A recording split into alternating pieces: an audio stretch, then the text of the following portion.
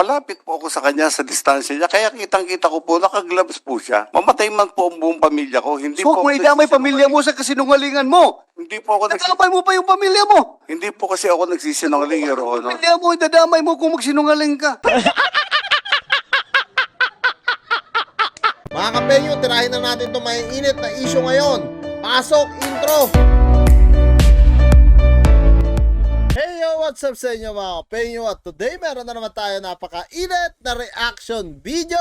Isa na naman concerned citizen o solid kapenyo natin na nagpadala ng video na to. About nga dito sa pag-interview ni Senator Bato de la Rosa, mga kapenyo, na kung saan ay talagang in-interview nga rin niya etong siklista at etong si Gonzales, no? At dito talaga nakita naman natin lahat mga kapenyo na napakabait talaga nung siklista at talagang ayaw niya ng gulo at sabi nga niya dito talagang ayaw na sana niyang buksan itong issue na to, pero siyempre kumalat na nga sa social media kaya gusto rin niya sagutin, lalong-lalo na dito nga raw sa Senado talagang tinanong din siya ni Senator Bato de la Rosa kung ayaw mo bang pumunta rito at sinabi niya na proud nga daw siya na pumunta diyan sa Senate Committee para at least maipaliwanag din niya yun talagang totoong nangyari. Pero dito mga kapenyo, etong si Gonzales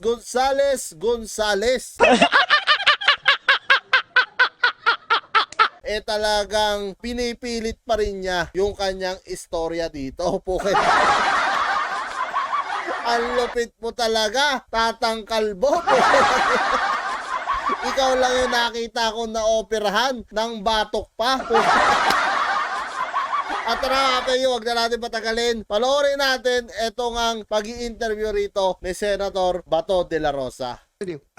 Pagkatapos po noon, dinerty finger po niya ako, humabol ka. Dirty finger Kung daw. kaya mo. Sumakay po ako sa kotse ko, kagad hinabol ko po siya. Aha. Upon reaching Welcome Rotonda, in the middle of the street po, going E-Road and going QA, QA, may kotse po tumabi sa akin. Be sure ha, kay kung merong somebody independent from among you two can provide corroborating statement na mag-corroborate kay Alan Banjula, then you are liable to be cited for contempt, ha? Apo. Yes, Your Honor. I understand. You're lying, ha? I understand, Your Honor. Kaya nga, inibitahan naman dito yung vlogger. Andiyan ba yung vlogger? Vlogger. Kasi apparently yung vlogger na yun ang nakakuha sa totoong pangyayari kaya kayo sinusundan ng vlogger. Kung merong independent mong magkapagsabi, mag-corroborate sa kanya, then alam mo na. Yari. Chair? Your Honor. Yes. Sir. Talagang mayayari dito, no? Itong si Gonzales, kung sakali talaga na tumugma itong kwento talaga nitong siklista, no? Hindi naman yung siklista magrereklamo na rito if ever yung ito ng committee mismo, no? Or yung mga ano natin, nasa gobyerno natin, yung pwedeng magkaso sa kanya para maikulong siya. If ever nga, sabi dito ni Senador Bato de la Rosa na malaman nga nila na nagsisinungaling, ito talaga si Gonzales. Sorry for interrupting. Pero ang sabi kasi ni Mr. Gonzales, naka-glove si Mr. Banjola na pinalo yung buhok pang-motor na may knuckles. Knuckles, Tama oo. po yun? Yes, Your Honor. Kasi meron ho kaming picture na nakuha. Paki-flash na lang po. Nako, yari Pwede ka. paki-flash yung picture para lang yung image. Nako, wala. Yan po, Puro parang taragis. close-up image. Parang wala naman siyang... May suit ba kayong Yari guantes ka nun, dyan. Mr. Banjola? Naka-guantes ka no? Naka-gloves ka? Wala pa akong gloves sa... Ayan, Your tama Honor. ba ito? Nako, patay Ito si bang nakikita mo? Gonzales. Wala pa akong gloves kasi nga nasira po yung gloves ko. Oo nga po, itong nasa litrato ngayon, Opo. yan yung incident. Opo. Wala ka talagang gloves. Wala pa akong gloves. Wala. Ayun po, talagang yun lang Mr. gloves. Chair. Kasi yun po sinabi ni Mr. Gonzales, may glove siya na may knuckle. Mr. Patay Gonzales, ka, yari ka. Yes, Your Honor. this picture won't lie. Wala siyang suot na glove. Ngayon, ikaw pa gumagawa ng istorya, nasuot-suot niya glove na Opo. may hard knuckles. Tingnan mo, nakita mo. Tingnan mo. Ang makakakita po niyan mismo, yung kanan po niyang kamay, nakagwantes po na Laka rin to, matandang tayo. Nilulusot pa yung kanang kamay naman daw. Kitang-kita naman dito, kahit ako nakikita ko, wala namang gloves no, makikita naman po ng mga pulis Yung kanang kamay, yun ang kanang kamay niya. Ayan. Wala ring gloves. tinatanggal Bare hands. tinatanggal niya po nung dumating na po yung mobile. Kaya sabi ko nga, Ano niya tinatanggal? Wala pang mobile yan, nagtututok. Akma ka pang bubunot eh. Oo. hindi, Ang maganda pong kuha dyan, Your Honor, yung itinabi ko na, Please, silence muna, silence ha. No. Huwag kayong maingay. Your Honor, nung itinabi na po namin yung bisikleta, yung mga pulis po dumating, makakapagpatunay na talaga pong nakaano. Totoo po sinasabi ko po, hindi po ako nagsisinungaling. Kaya hindi- nga, totoo sinasabi mo, pero totoo rin itong picture na ito. Tama. Na nagsasabi Oo. na wala siyang gloves. Yes. Alam mo, Mr. Gonzales, kahit anong sabihin mo, ang tao na nanonood, sabihin nila na dati kang pulis. Oo. Kaya naman kung palagi na lang sabihin ng mga pulis Pulis na sinungaling. naman masisisi dyan. Ah, Oo, pulis totoo. ka, di ba? Pulis ako. Hindi po ako. Ayaw natin masira yung organisasyon natin at pag i-accuse tayo na sinungaling. Totoo yan, sinasabi ni Senator Bato de la Rosa, no? Pero sa totoo lang, mga kapenyo, hindi naman lahat ng pulis. May mga pulis pa rin na talagang naglilingkod sa ating bayan ng totoo at mahal nila yung kanilang trabaho. Meron lang talaga mga pulis, no, na ganyan, na hindi ginagawa na mabuti yung kanilang trabaho. Hindi po ako nagsisinungaling, Your Oo. Honor. Kitang Paano nga yan? How can you? yung kaya ko nga ho i-describe po yung yung guantes niya. Sige, describe mo. Kulay itim po, tapos meron po na bilog-bilog dito na plastic po, hard plastic.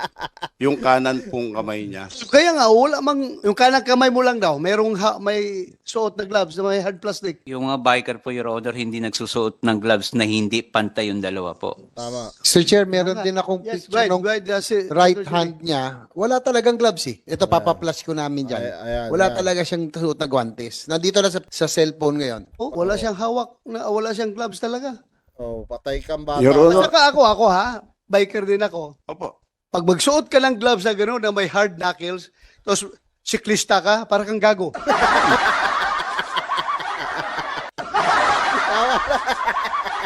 Tama naman talaga yung sinasabi dito ni Senator Bato de la Rosa na kung magsusot ka nga naman ng may knuckles dito o may plastic na bilog-bilog dito tapos magbabike ka, mukha ka talagang tanga nun, boy. iba ka talaga, Tatay Kalbo.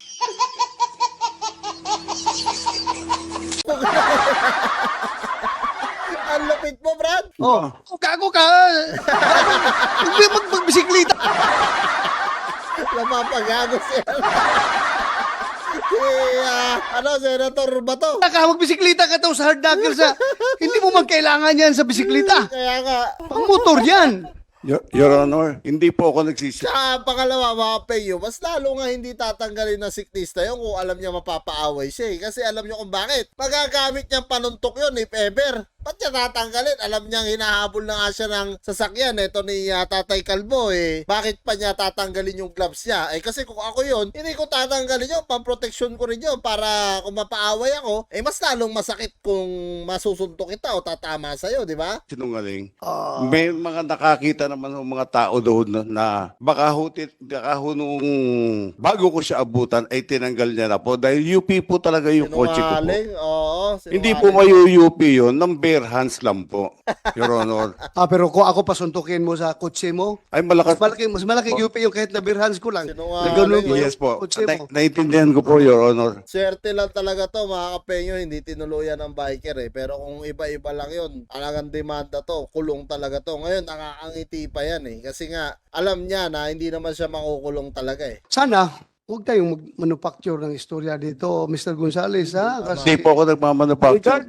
Regardless kung nasabi mo niya sa ibang forum na naniniwala sila, not in my committee. Tama.